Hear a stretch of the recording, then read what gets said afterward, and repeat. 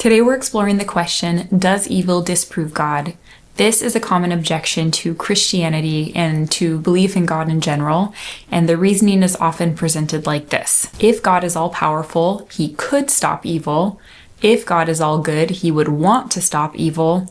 Evil exists, therefore God does not exist. I'm not sure if you noticed, but this objection depends on certain assumptions being true, so let's examine those assumptions to see whether or not the objection is fair. First, when we use the word evil, we are usually meaning more than something that we just personally don't like.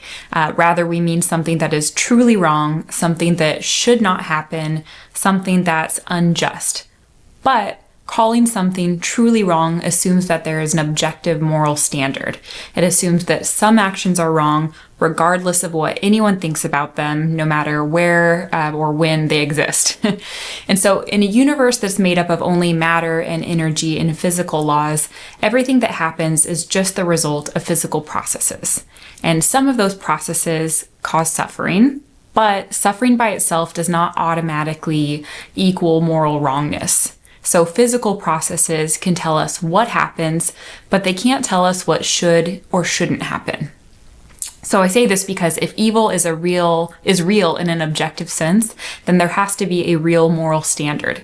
And if there's a real moral standard that is not created by a human opinion, then it must be grounded in something beyond human minds, beyond human opinion, some kind of moral authority, which is what we might call God.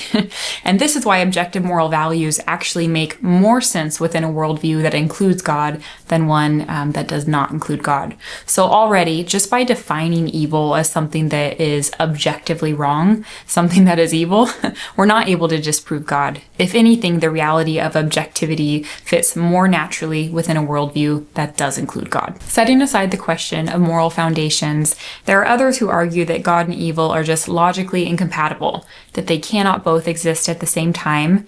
But that's a very strong claim. To say that God and evil are logically incompatible is, to say that their coexistence is impossible, kind of like a square circle is impossible or a married bachelor is impossible. So we would need to have a real contradiction. But notice the statement God exists and the statement evil exists, these are not direct contradictions. There's no explicit logical conflict between the two statements. So anyone who claims that they're incompatible, they have to prove two things. First is that if God exists, he would eliminate all evil immediately. And the second is that there couldn't possibly be any morally sufficient reason for God to allow evil.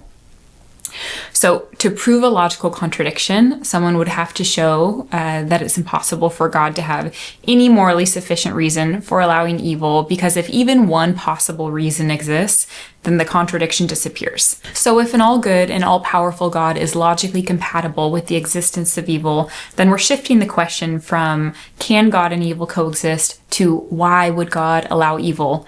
And we can explore that question more in a future video. I think it deserves a lot of time, but Christianity does offer several possible explanations, and one of them is free will.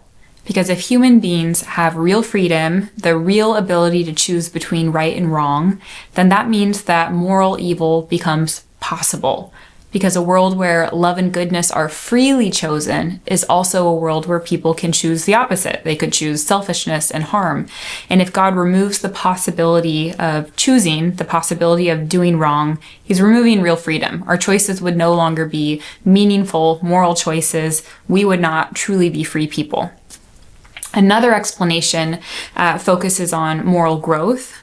There are some qualities like courage or compassion or perseverance or forgiveness, and these qualities can only develop in response to difficulty. So a world with no risk or pain or struggle would also be a world where there are no opportunities to grow in these virtues. And if these virtues matter, then a world that allows difficulty may serve a meaningful purpose. And none of this makes suffering easy. It doesn't remove the emotional weight of it, but it does show that there could be a morally sufficient reason for God to allow suffering, even if we don't fully understand those reasons. The last thing I want to mention today is that Christianity has a unique claim about evil and suffering.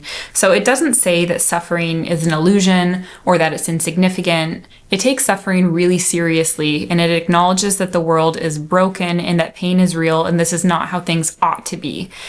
God in Christianity is not indifferent to our suffering or distant from it. Like the shortest verse in the Bible says Jesus wept. Jesus grieved and responded to suffering with sorrow. And Christianity goes further than offering just an explanation. It also makes a historical claim that God chose to become human in the person of Jesus, and in doing so, he experienced hunger and injustice and rejection and physical pain and death, having been crucified on a cross. So we've talked about this in earlier videos, and we'll return to it more in the future as well.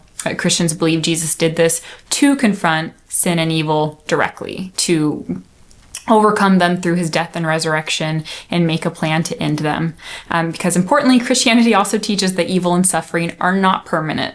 The last book in the Bible, Revelation, says that he, meaning God, will wipe every tear from their eyes. There will be no more death or mourning or crying or pain. So this doesn't answer every philosophical question about why particular instances of suffering occur here now, but it does change the framework. Within Christianity, suffering is not treated as proof that God is absent. It's understood in relation to a God who desires our ultimate good, who may have good reasons that we don't fully understand for allowing some of the evil we experience as a zoomed out perspective, and that he himself has been willing to endure suffering and will one day bring it to an end. So does evil disprove God? At the logical level, no. The existence of evil is not a contradiction of God's existence, and at the explanatory level, Christianity offers a coherent account of why evil might exist, what God has done about it. And again, this does not remove the emotional weight of suffering. It doesn't take suffering away, but it does mean that evil is not decisive evidence against God. So in the comments, I am curious, do you believe that God and evil could logically coexist? And do you think that free will is necessary for real love? I'm also curious if you've ever seen hardship produce something good in your or someone else's character. I'd like to spend more time exploring topics related to suffering and Christianity in the future, so if you have questions about this or other topics related to Christianity or apologetics, go ahead and put those in the comments as well. And then if you'd like to see more content like this, you can click the subscribe button somewhere below the video, and I'll see you next week. Thank you.